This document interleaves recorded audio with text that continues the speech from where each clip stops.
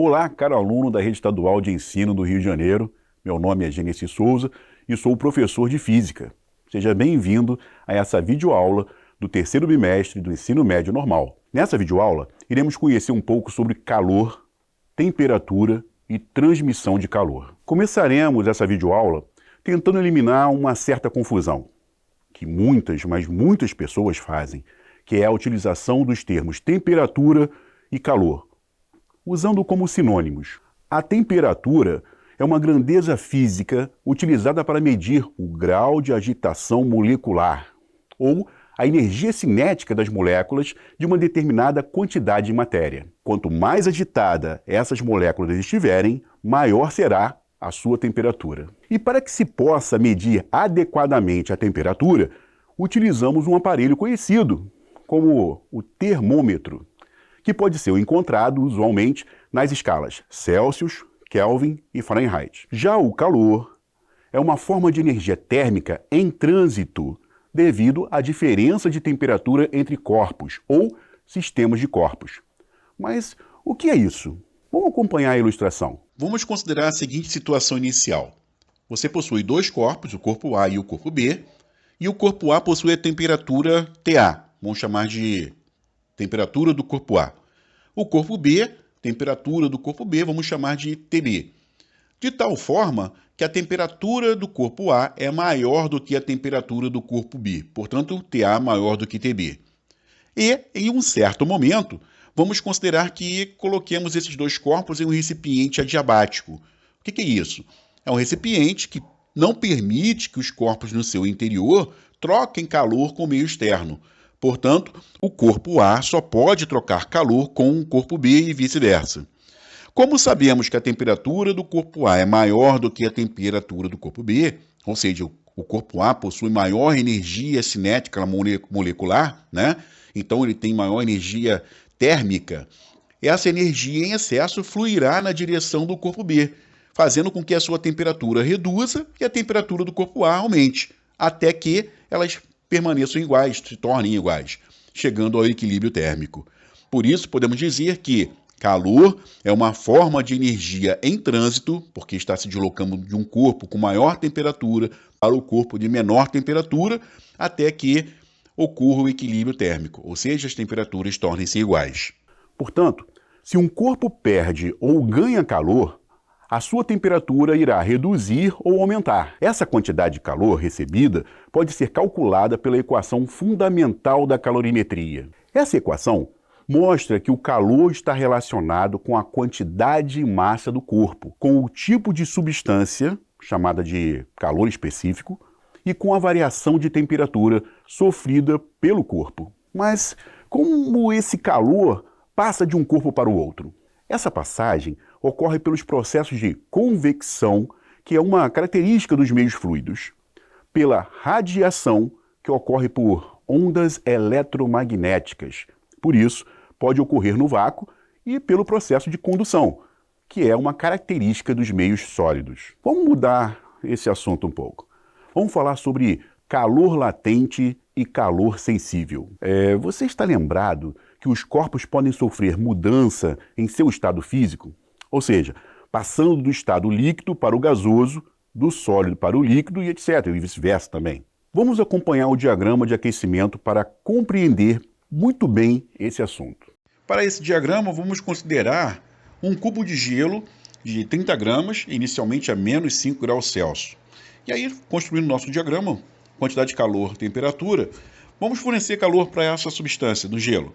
E aí você percebe que ele sofre uma mudança de temperatura de menos 5 para 0 graus Celsius. Nesse caso, nós temos calor sensível, ou seja, ocorre variação de temperatura, mas não há mudança de estado físico. Ele continua sendo sólido. E aí, para calcular essa quantidade, que é igual a mc ΔT, que é a equação fundamental da calorimetria, nós teríamos lá 30 gramas de gelo, 0,5 é o calor específico, e chamando atenção aqui para o cálculo da variação de temperatura, que nós teríamos temperatura final menos a temperatura inicial, e nunca maior menos ou menor. Isso é importante. Então, calculando, teríamos 75 calorias. Em outra, nesse caso aqui, estado sólido ainda, em uma outra situação, continuando a fornecer calor para essa substância, você percebe que agora o gelo começa a derreter, virando água, mas a sua temperatura não modifica, permanece a mesma. Portanto, estaríamos falando sobre calor latente. Ocorre a mudança do estado físico sem que ocorra variação de temperatura. E a sua forma de calcular é Q igual M vezes L. Esse L é o calor latente de fusão, no caso do gelo, mas poderia ser de vaporização, de solidificação, dependendo da etapa que nós estamos considerando. Nesse caso, então, 30 vezes 80, que é o calor latente de fusão, 2.400 calorias. Como já tínhamos 75 acumulado, passamos a ter 2.475 e o estado físico sólido líquido, ou seja, está passando do sólido para o líquido. Continuando a fornecer calor para essa substância, nós vamos ter que a sua temperatura sai de 0 graus Celsius, vai para 100 graus, por exemplo, temperatura de ebulição. Então, houve mudança na sua temperatura. Então, estamos falando de calor sensível. Então, calculando esse calor sensível, 30 vezes 1, que é o calor específico da água, 100 menos 0, chegaremos a 3.000 calorias. Como já havíamos acumulado 2.475, nós vamos ter agora 5.475 calorias. E no estado líquido agora. 100% aí no estado líquido, aquecido a 100 graus Celsius. Continuando a fornecer calor para essa substância, ele vai agora permanecer com a sua temperatura em 100 graus Celsius, que aí ele está mudando, né, de líquido para gasoso, e aí então nós temos calor latente. Forma de calcular, Q igual a M vezes L, esse L é o calor latente de vaporização. Então, eu vou fazendo 30 vezes 540, 30 gramas e 540 o calor latente, vamos ter 16.200. Como já tínhamos 5.475 acumulado, passamos para 21.675 e o estado líquido gasoso aí, porque está mudando do teu estado físico. Continuando a aquecer esse corpo, a sua temperatura, vamos já 110 graus, por exemplo, ele agora está no vapor, né? Então, houve mudança de temperatura e não de estado físico. Então, eu tenho um calor sensível. E calculando aí o calor sensível, eu vou ter total de 150. Estado físico gasoso, 100%. Já tínhamos acumulado 21.675. Total agora 21.825 calorias. Portanto, no acumulado, nós teríamos 21.825 calorias necessárias para tirar, para transformar um cubo de gelo de 30 gramas a uma temperatura inicial de menos 5 graus Celsius até obter 30 gramas de vapor a uma temperatura de 110 graus Celsius. Então, você pode se perguntar, mas por que eu devo estudar o calor, a temperatura? Por que isso é importante? Problemas de transmissão de calor encontram-se em todos os processos industriais, como a produção de energia elétrica a partir de combustíveis fósseis ou com base em energias renováveis, energia solar, térmica ou fotovoltaica, geotérmica, biomassa, né? Fornos, por exemplo, para a produção de aço, produção de alumínio, vidro, cimento e materiais cerâmicos térmicos, né? Podemos dizer. Motores de combustão interna, incluindo turbinas de gás usadas nas indústrias de automóvel, nas indústrias navais, aeronáutica, sistemas de aquecimento, ar-condicionado e refrigeração.